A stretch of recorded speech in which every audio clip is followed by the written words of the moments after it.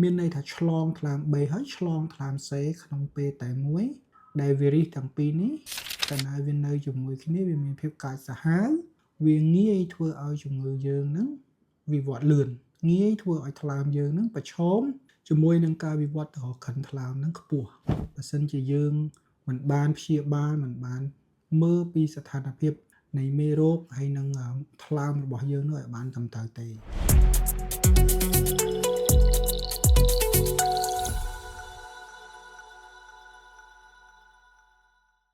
បាទសូមជំរាបសួរបាទថ្ងៃនេះខ្ញុំបាទវិជ្ជាមរិទ្ធ Phiêu Soran សូម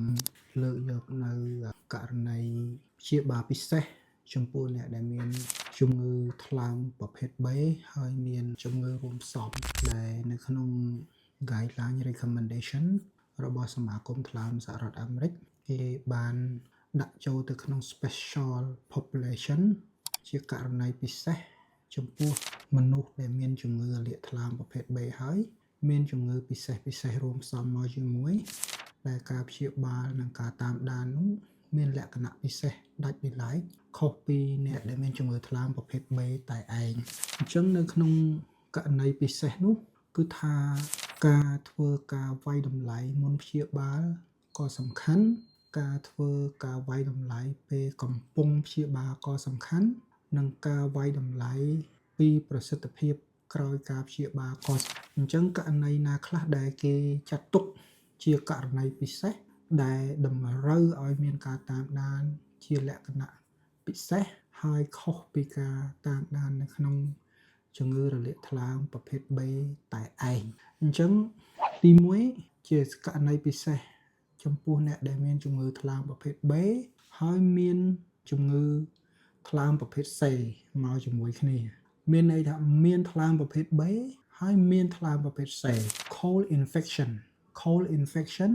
មានន័យថាឆ្លងថ្លើម B ហើយឆ្លងថ្លើម C ក្នុងពេលតែមួយដែលវីរុសទាំងពីរនេះកាលណាវានៅជាមួយគ្នាវាមានភាពកាចសាហាវវាងាយធ្វើឲ្យជំងឺយើងនឹងវិវត្តលឿនងាយធ្វើឲ្យថ្លើមយើងនឹងប្រឈមជាមួយនឹងការវិវត្តទៅរកក្រិនថ្លើមនឹងខ្ពស់បើសិនជាយើងមិនបានព្យាបាលមិនបានមើលពីស្ថានភាពនៃមេរោគហើយនឹងថ្លើមរបស់យើងនោះឲ្យបានត្រឹមត្រូវទេអញ្ចឹងអ្នកដែលមានថ្លើម B ផងមានថ្លើម C ផងអាហ្នឹងត្រូវតាមដាននិងព្យាបាលឲ្យបានត្រឹមត្រូវបើព្យាបាល B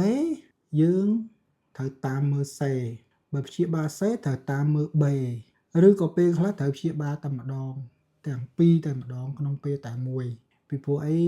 ករណីខ្លះមាន B តែ C ចាប់អត់បានអញ្ចឹងយើងព្យាបាលតែ B ករណីខ្លះមាន C ចាប់បាន active តែមើល B មេរោគតិចឬក៏មេរោគចាប់អត់បានអញ្ចឹងយើងព្យាបាល C មុនប៉ុន្តែយើងតាមមើល B ព្រោះកំឡុងពេលដែលយើងដាក់ថ្នាំទៅសម្រាប់មេរោគប្រភេទC ហ្នឹងគេខ្លាចអាប្រភេទ B នោះវារើតែក្នុងករណីខ្លះទៀតអាទាំងពីរហ្នឹងចាប់បានទាំងពីរមានន័យថាអា B ក៏ detect អា C ក៏ detect អាហ្នឹងត្រូវព្យាបាលទៅទាំងពីរហើយយើងមើលសាច់ថ្លើមមើលមុខងារថ្លើមមើលការប្រឈមមហាហិថ្លើមអីជាដើមអញ្ចឹងទៅដើម្បីឲ្យការព្យាបាលរបស់យើងបានត្រឹមត្រូវហើយថ្នាំអាហ្នឹង special មែនតើមុននឹងចាប់ផ្ដើមហ្នឹងត្រូវមើលស្អីខ្លះអាហ្នឹងមិនមែនចាប់ផ្ដើមព្យាបាលដូចអ្នកជំងឺ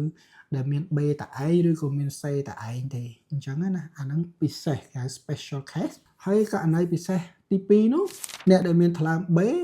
ហើយមានទម្ងន់យើងហៅថាស្ត្រីមានផ្ទៃពោះណាហើយមានថ្លើមប្រភេទ B អញ្ចឹងការព្យាបាលក៏ពិសេសដែរពិសេសទី1នោះគឺការព្យាបាលដោយប្រើថ្នាំនៅក្នុងលក្ខខណ្ឌមេរោគប្រមាណដើម្បីកាត់បន្ថយការចម្លងពីម្ដាយទៅកូនករណីដែលទទួលបាននៅលក្ខណៈទី2ចំពោះស្ត្រីមានផ្ទៃពោះនោះគឺរើសថ្នាំឲ្យត្រូវពីព្រោះថ្នាំប្រភេទ B វាមានច្រើនខុំវាមានtenofovir វាមាន entecavir វាមានពពួក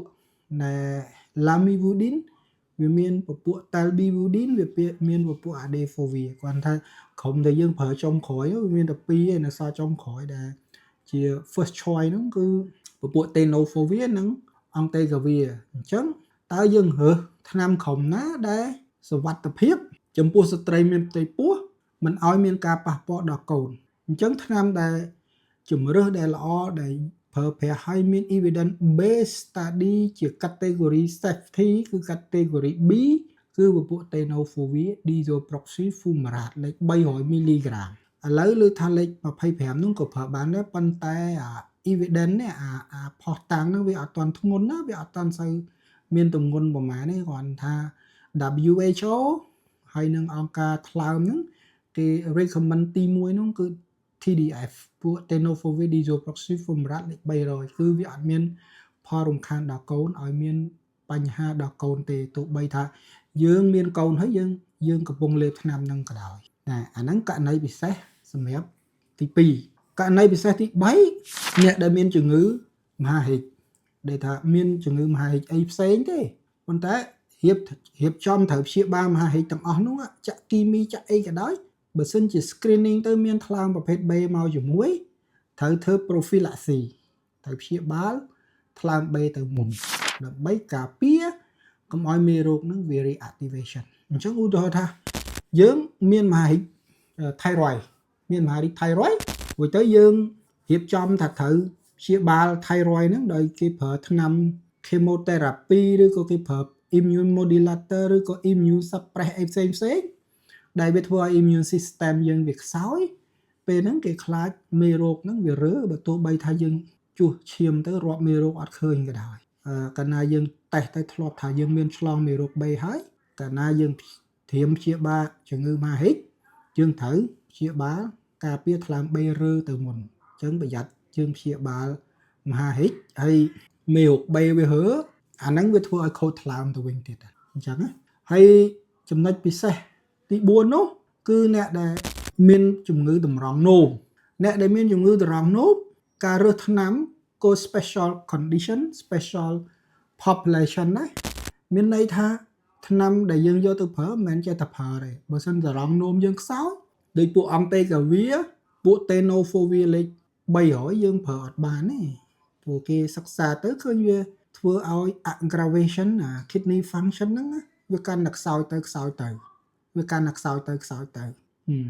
អាហ្នឹងយើងត្រូវរើសប្រភេទក្រុមលេខ25បាទហើយករណីពិសេសទី5នោះអ្នកដែលមានជំងឺពុកឆ្អឹង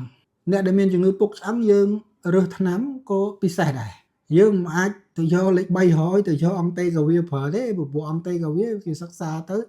ជាមួយនឹង tenofovir លេខ300វាប៉ះពាល់ដល់ឆ្អឹងកំហាប់ឆ្អឹងអញ្ចឹងគឺយើងត្រូវរើសលេខ25រួចធ្វើម៉េចដឹងទាំងអស់ហ្នឹងវាសុទ្ធតែយើងត្រូវការដែល screening មុនពេលយើងចាប់ផ្ដើមព្យាបាល screening មុនយើងចាប់ផ្ដើមព្យាបាលអញ្ចឹងណាបាទហើយក្រៅពីហ្នឹងចំពោះលោកអ៊ំលោកយាយដែលមានជំងឺថ្លើម B ហើយបញ្ជនចាស់មាន comorbidity ច្រើនមានជំងឺរួមផ្សំច្រើនអាហ្នឹងការរើសថ្នាំក៏យើងត្រូវប្រយ័ត្នប្រយែងដែរព្រោះថ្នាំខ្លះយើងដាក់ទៅវាធ្វើឲ្យអស់កម្លាំងបាទដាក់ទៅអស់កម្លាំងហើយក្រៅពីហ្នឹងទៀតយើងមើលទៅលើអ្នកដែលមានជំងឺថ្លើមហើយលោកមានបញ្ហាពាក់ព័ន្ធជាមួយនឹងជំងឺរួមផ្សំដទៃទៀតដូចជាពពួកដូរតម្រង់នោមណាគាត់មានប្រើប្រាស់នៅថ្នាំសម្រាប់ព្យាបាលជំងឺដូរសរីរាង្គផ្សេងណាឧទាហរណ៍ថាគាត់ដូរតម្រង់នោមឬក៏គាត់ដូរថ្លើមឬក៏គាត់ដូរស្អីផ្សេងរួចទៅគាត់ប្រើថ្នាំ immune suppress ដែរនោះអានោះក៏វាជាករណីពិសេសដែរដែលយើងត្រូវរើសថ្នាំយកទៅប្រើការពារការរើឡើងវិញនៃមេរោគថ្លើមព្រោះថ្នាំសម្រាប់អ្នកដែលប្រើគេហៅ anti rejection medicine ណាបើពួកថ្នាំទប់ immune system យើងហ្នឹងគឺថ្នាំហ្នឹងវាធ្វើឲ្យមេរោគងាយរើងាយឆ្លងណាបាទហើយក្រៅពីហ្នឹងអ្នកដែលមានជំងឺអេដហើយមានថ្លើមប្រភេទ B អាហ្នឹងរើសថ្នាំក៏ទៅតាមលក្ខណៈពិសេសដែរហើយអ្នកជំងឺក្រិនថ្លើមមានថ្លើម B ហើយក្រិនអាហ្នឹងក៏យើងរើសថ្នាំពិសេសដែរអញ្ចឹងទាំងអស់ហ្នឹងគឺសុទ្ធតែជា special គេហៅ special population ដែលត្រូវរើសថ្នាំយកទៅប្រើឲ្យបានត្រឹមត្រូវមិនមែនដែល simplify សាមញ្ញដែលយើងប្រើអ្នកណាក៏អាចប្រើបានដែរបើសិនជាយើងមានតែថ្លើម B ហើយយើងអត់មានបញ្ហា special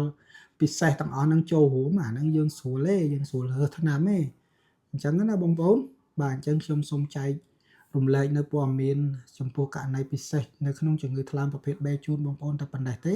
ហើយខ្ញុំបាទសូមខន្តីអភ័យទោសដែរបើសិនបើខ្ញុំនិយាយទៅមានពាក្យពេចន៍លើសខ្វះត្រង់ចំណុចណាមួយដោយអចេតនា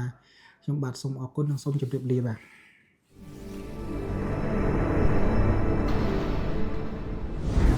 Clinic វឌ្ឍនវិទ្យាជា clinic ប្រចាំគ្រួសាររបស់លោកអ្នក